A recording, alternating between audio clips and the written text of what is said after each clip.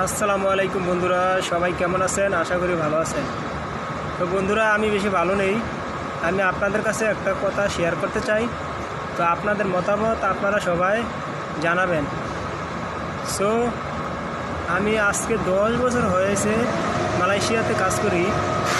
তো আমি কারো আজ পর্যন্ত মন পাইলাম না, কাজ করে কারো মন গড়তে পারি না।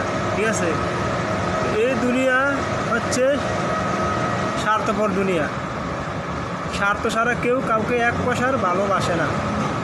আপনার যতক্ষণ দিতে পারবেন ততক্ষণ আপনাকে ভালোবাসবে।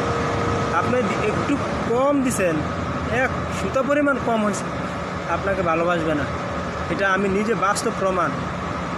আর 10টা বছর এই দেহটা শেষ করে দিছি কাজ করতে করতে, তারপর আমি কারো মন পাই না।